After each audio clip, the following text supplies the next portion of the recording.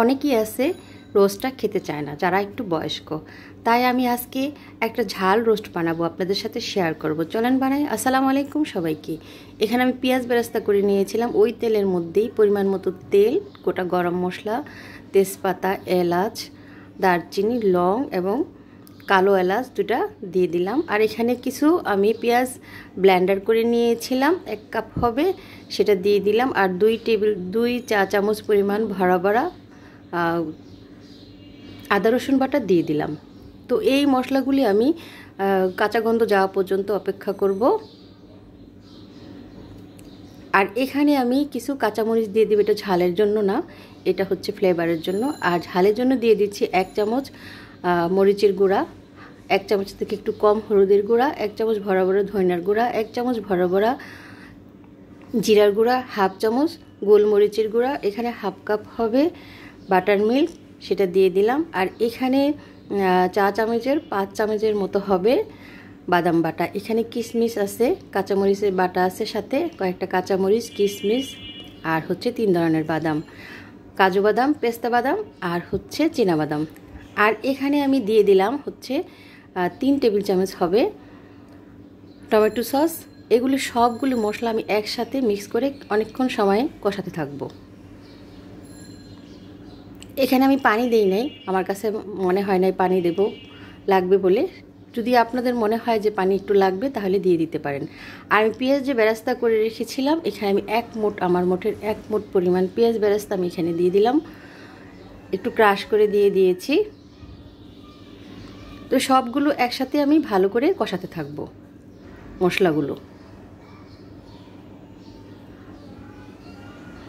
আর এখানে আমি যে মাংসটা ধুয়ে কেটে বেছে পরিষ্কার করে নিয়েছিলাম, এখানে 5 পিস এটা সোনালি কক মুরগি, সেটা আমি এখানে দিয়ে দিলাম।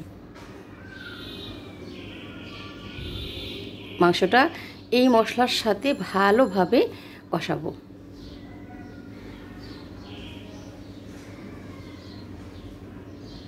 মাংস থেকে কিন্তু একটু পানি উঠবে, যদি কারো মনে হয় যে একটু পানি লাগবে তাহলে একটু পানি দিয়ে দিতে হবে।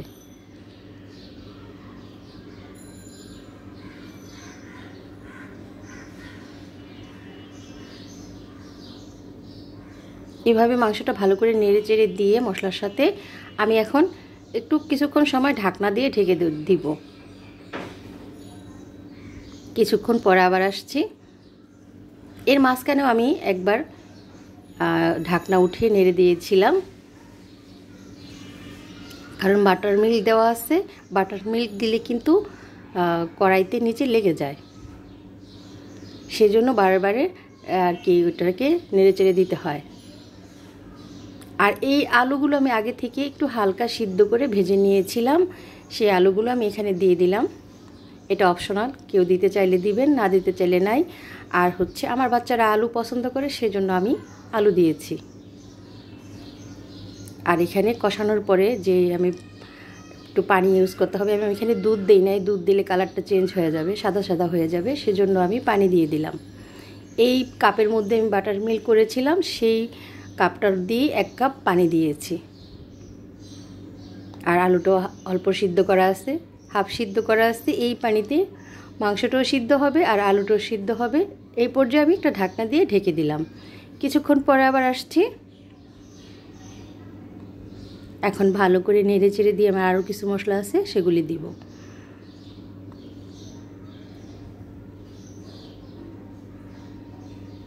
এক চামচ এটা যে শাহি গরম মশলার গুঁড়া, এটা দিয়ে দিলাম। এই শাহি গরম মশলাটা একদিন আপনাদের সাথে শেয়ার করব। আর 1 টেবিল চামচ পরিমাণ আমি ঘি দিয়ে দিলাম। আর একটু কেওড়া জল, যদি কেউ পছন্দ করেন তাহলে দিবেন কেওড়া জলটা, কারণ এই খাবারটা কিন্তু মুরব্বিরা বেশি পছন্দ করে।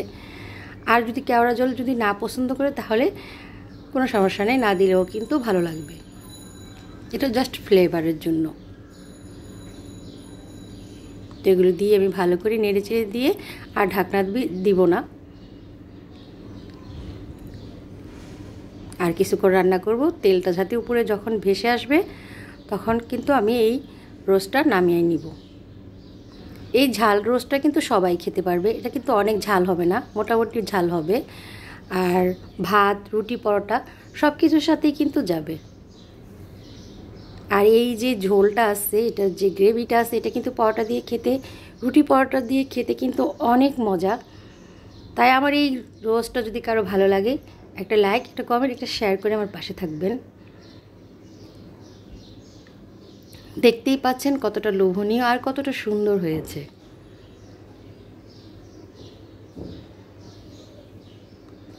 ধন্যবাদ সবাইকে, ভালো থাকবেন সবাই।